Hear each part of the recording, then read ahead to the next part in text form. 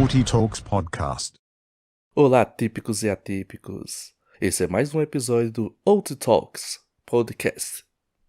No episódio de hoje, eu vou falar um pouco sobre os profissionais que falaram coisas que soam capacitistas, informações antigas, ou no caso também de preconceito à neurodiversidade. Então, fica aí com o episódio de hoje e vamos começar falando dos médicos que deram suas colocações sobre autismo de uma forma um tanto quanto não legal. Dr. PL, para não dizer o nome da pessoa, Dr. PL, diz assim: cada criança tem seu tempo, não existe esse argumento. Como assim? Cada criança não tem seu tempo, não existe esse argumento. Cada criança tem seu tempo. Esse argumento existe.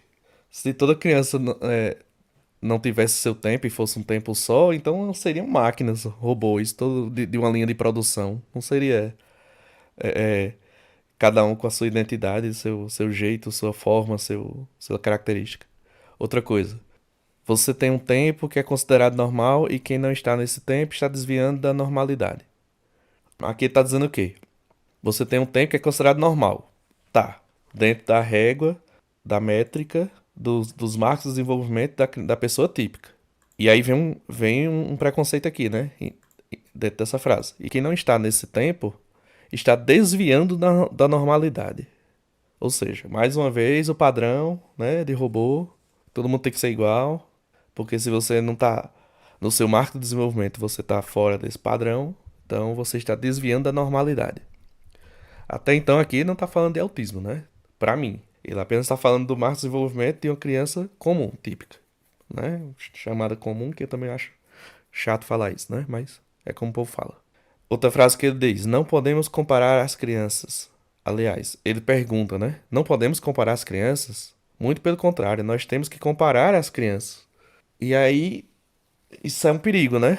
Porque quando a gente se encontra com pais e mães, né? De pessoas autistas. O que a gente mais vê comparação de um autista com outro autista, ou principalmente dos autistas com os típicos. E aí vem o problema da classe da saúde médica, por quê? Porque segue essa regra dos marcos de desenvolvimento para uma criança atípica, ou seja, vai comparar uma criança atípica que tem a tipicidade neural com os marcos de desenvolvimento de uma criança típica, que lembrando que um atraso no desenvolvimento, né, um atraso de desenvolvimento que a criança tenha, isso existe tanto para crianças típicas como para crianças atípicas. Então, não adianta colocar tudo no mesmo balaio. Ou seja, ele aqui diz que tem que comparar, e eu acredito que comparar crianças é um erro. Porque fica, o meu filho não é igual ao de fulano. O meu não desenvolveu o suficiente para isso, porque o do outro já desenvolveu. E só piora a situação dos pais. Quando se fala em autismo, tem que falar geral. Você pode falar apenas sobre o autismo em crianças, porque o nome autismo infantil já deixou lá, não sei lá qual foi, enfim. Não é novo, é antigo, né? Não se usa mais. O autismo é geral, para todas as idades, não tem nada a ver. Nasceu autista, para sempre vai ser autista. Então não tem nada a ver com comparar crianças, né? Compare pessoas atípicos com atípicos, típicos de típicos, porque afinal, mesmo que seja ruim comparar atípicos de atípicos, ainda é uma métrica mais correta do que comparar com atípicos com típicos. Não faz sentido. Ele fala também: ninguém no mundo tem uma enorme experiência com o transtorno do espectro autista na vida adulta, porque essa condição é relativamente nova. Como assim? Ninguém no mundo tem uma enorme experiência com TEA na vida adulta? Então ele tá deixando de lado, de fora, Temple. Ele não conhece Temple, né? É o maior exemplo de uma pessoa que não é de agora, não é uma criança, e que sempre falou do autismo da forma mais correta, mais humana, né? Sem ser pelo viés das comorbidades e doenças. Então, como assim ninguém no mundo tem enorme experiência no TEA na vida adulta? E os adultos autistas? Então, assim, a experiência científica é isso? Que se for, que bom, né? Que mostra que a ciência continua ainda num grande erro de querer taxar o autismo como doença, ver que crianças que há 30 anos atrás, autistas, que não tiveram seu laudo, desenvolveram sem terapia nenhuma, e aí choca com a ciência agora de fazer o laudo, aliás, diagnóstico, como chamam, das crianças autistas que precisam de todo tipo de terapia, o quanto mais cedo, melhor, quanto mais se pudesse identificar no útero, seria ótimo para a ciência e para os pais. Então, se quiserem identificar o autismo desde o útero ou desde o nascimento, mas para que fale para o autista desde que ele comece a ter consciência e explicar que ele é autista, que ele é uma pessoa diferente, que ele é uma pessoa atípica, isso aí beleza. Agora, para retardar, isso para mim é maldade do ser humano. Continuando. Aí agora vem aquela influencer, mãe de autista, que gosta de dançar e tudo mais. Começa com a letra K. Ela fala: esse tema que mudou as nossas vidas, que é algo que desejo para todas as famílias, após cerca de 2 anos de tratamento com o M, que é o filho, saiu do espectro. Ou seja, essa frase ela diz que o filho saiu do espectro. Aí vão dizer: nossa, mas essa frase é antiga, esse vídeo é antigo. Beleza, é antigo. Não é tão antigo também assim, não. As coisas mudaram? Mudaram. Mas e aí? As coisas mudaram e ela reconhece essas mudanças? Né? Enfim, vou falar mais frases dela. Realmente, ainda não existe cura para o autismo, mas é possível sim sair do espectro. A gente vê claramente aqui nessa frase o desejo latente assim dentro da pessoa, sabe, dentro do eu, para que exista uma cura para o autismo. Porque quando a pessoa fala a palavra ainda em uma frase que você fala de cura, é porque você tá tendo a esperança. Ou seja, você ainda quer que exista uma cura. Se você colocar a palavra ainda, é porque você deseja que isso aconteça um dia. Ainda não existe, então um dia vai chegar. Esperamos que sim. É isso que se traduz a palavra ainda. Porque se a pessoa falasse, realmente, não existe cura para o autismo, pois não é uma doença, não precisa ser curado. Aí gera outra abordagem. Mas se a pessoa fala, ainda não existe cura, mas é possível sair do espectro, significa que acharam uma alternativa. Ou seja, essa pessoa falou que é sim possível sair do espectro. E disse que o filho saiu do espectro. Continuando, ela fala, a maioria dos profissionais dizem que isso não é possível.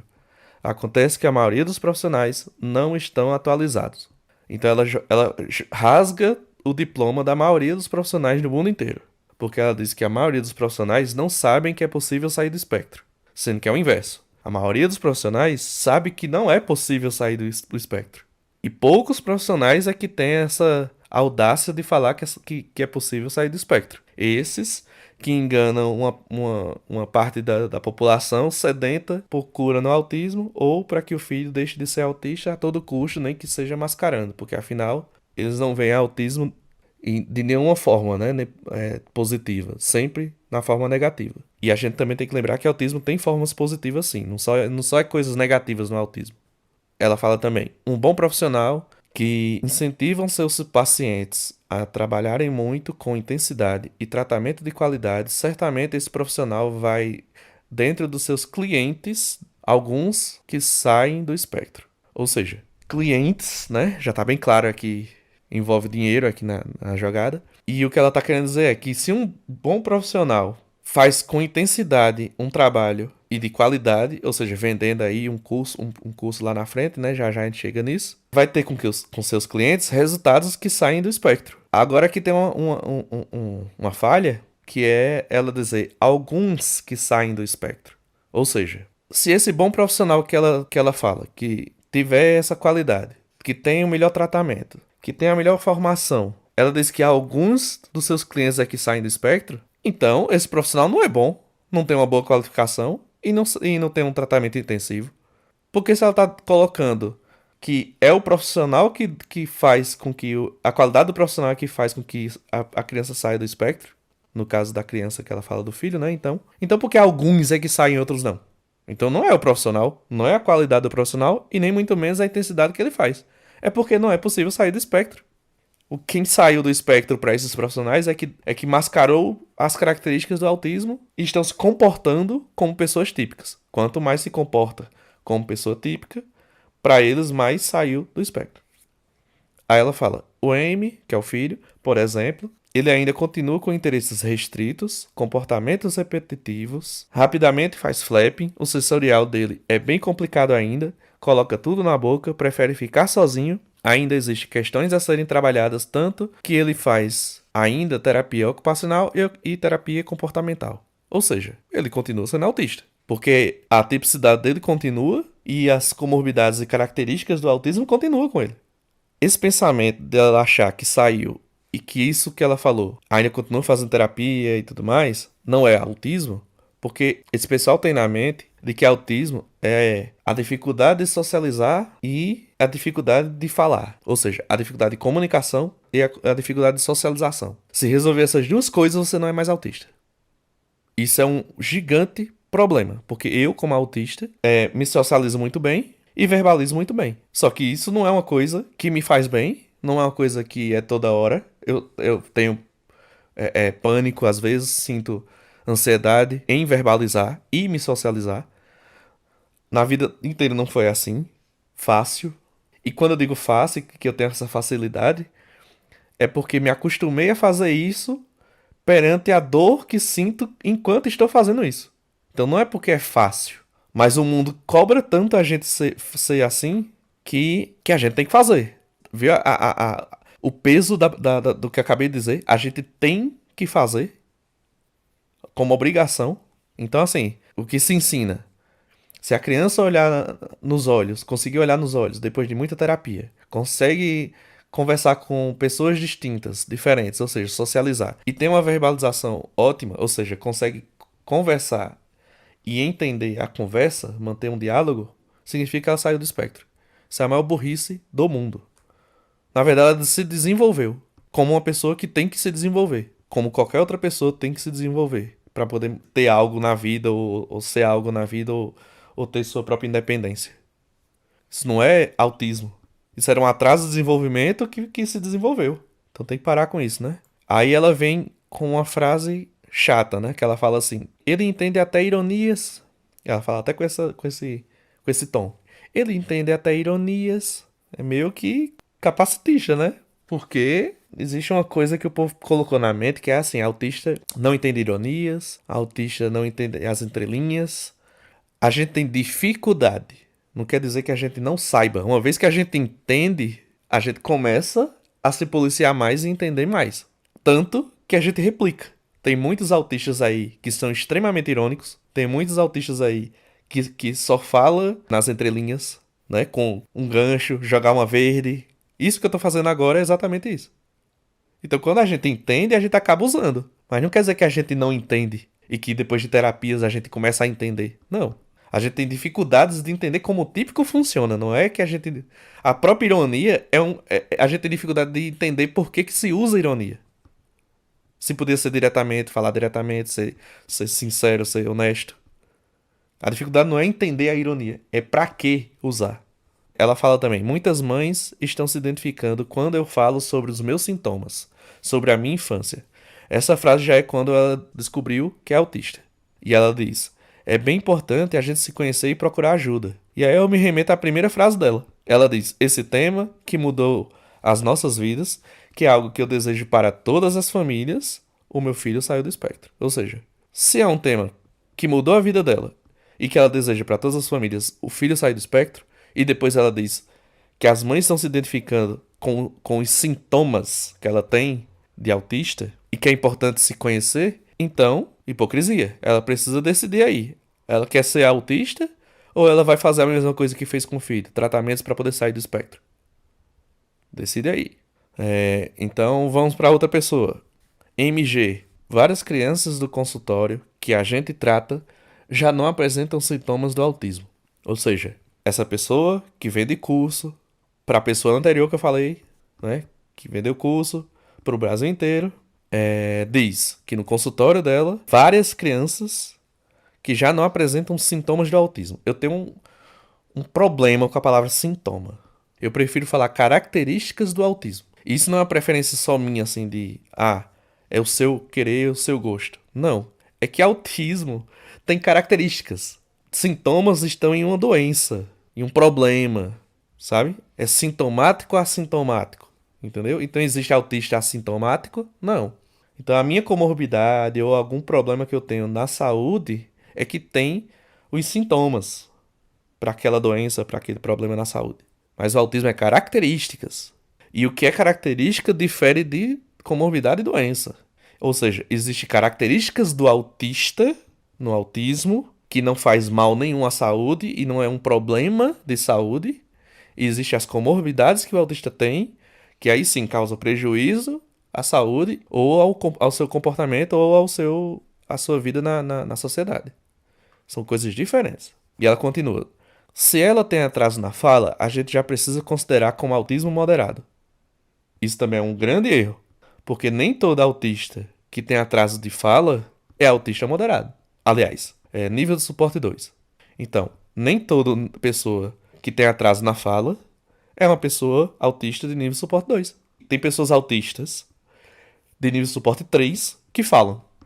Tem pessoas autistas de nível de suporte 1 que não falam. E dentro do autismo a gente transita dentro dos níveis. Então, atraso de fala não é uma característica para autismo.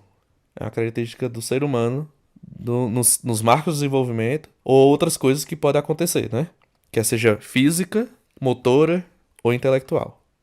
Aí vem agora um doutor, corrigindo.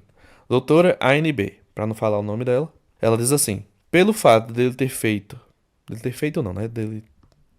Enfim, de ter feito com ele um parto a fórceps, a gente entendeu que aquilo pode ter contribuído para essa manifestação do autismo ter sido um pouco mais visível. Vamos entender essa frase. Ela está dizendo que um paciente que nasceu via fórceps, ela, no caso, entendeu que isso contribuiu para a manifestação do autismo ter sido mais visível. E aí, essa doutora, mais uma vez, está sendo uma pessoa que espalha informação errada. O fórceps, hoje, né? Porque antigamente o pessoal não sabia usar. Hoje, os médicos que sabem usar. Que pode dar um resultado no bebê negativo é o mau uso. Mas o fórceps dá mais pontos negativos para a mãe do que para o bebê. É só fazer uma busca aí, é só perguntar ao médico, é só perguntar a uma pessoa especialista que vai explicar que o parto a fórceps ele dá mais problemas para a mãe do que para o bebê. Então, é impossível o fórceps causar autismo numa pessoa. Se o autismo tá dentro do gene, o fórceps não vai mexer no gene de uma pessoa.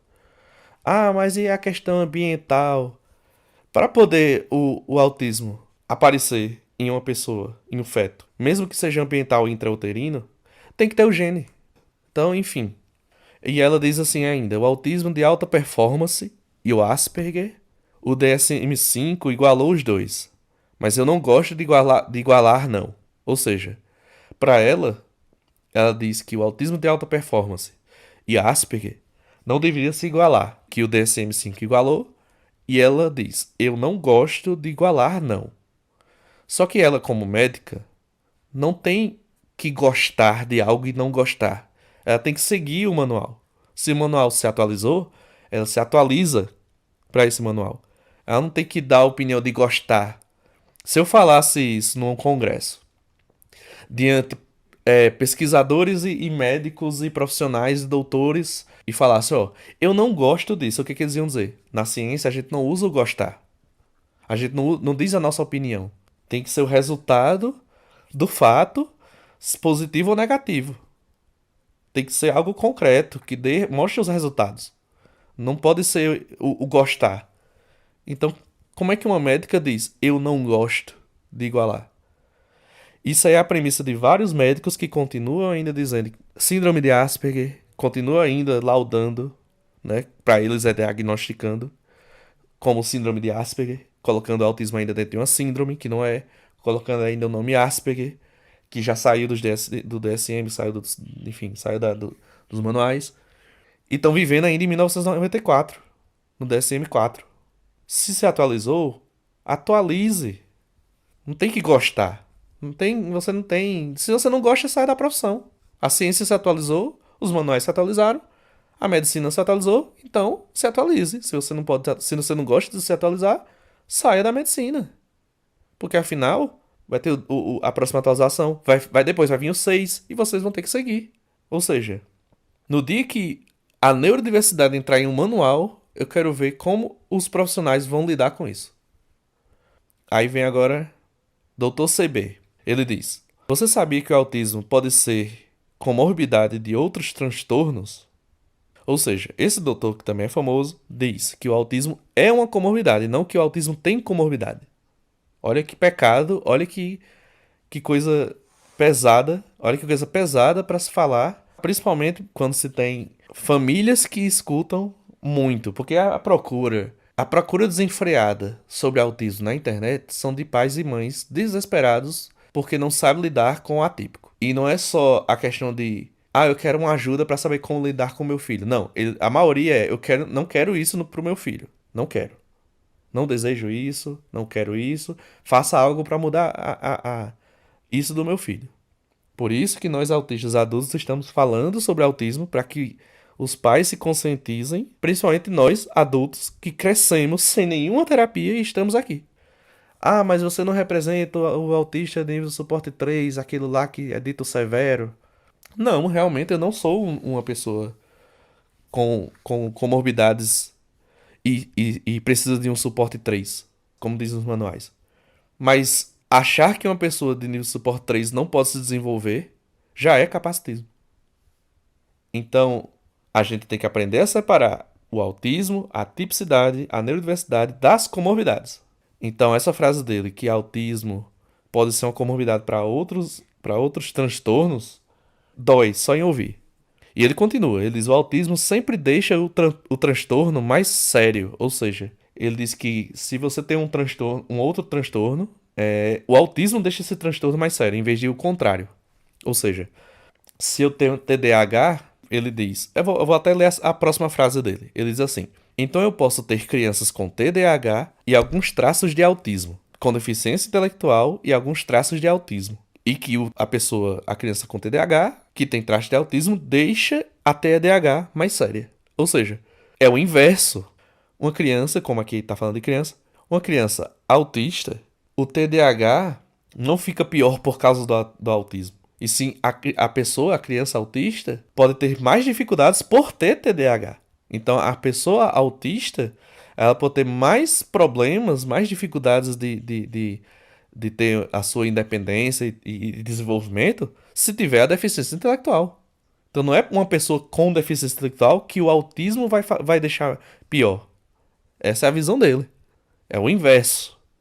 É uma pessoa autista que pode ter um desenvolvimento pior se ela tiver traços de deficiência intelectual, se ela tiver o TDAH ou outros transtornos quaisquer, que faz com que o desenvolvimento do autista fique mais difícil.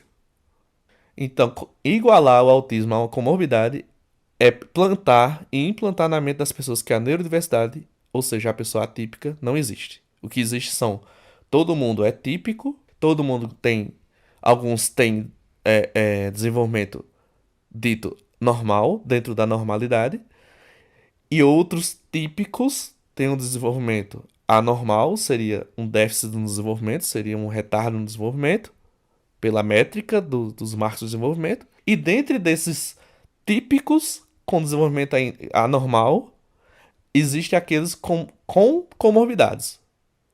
Para eles, autismo é essa parcela de pessoas. Não são pessoas atípicas com comorbidades e desenvolvimento atípico. Não, é como se todo mundo. Não existe atipicidade, não existe neurodiversidade. Todo mundo é igual, todo mundo é típico. E o quanto mais tiver deficiências ou transtornos ou dificuldades de interação social e marcos de desenvolvimento menor, ela vai se enquadrar a ser uma pessoa autista. Isso é um grande problema, porque, como eu estou dizendo, é uma busca desenfreada para tirar da cultura, do senso comum e da bandeira a atipicidade e a neurodiversidade.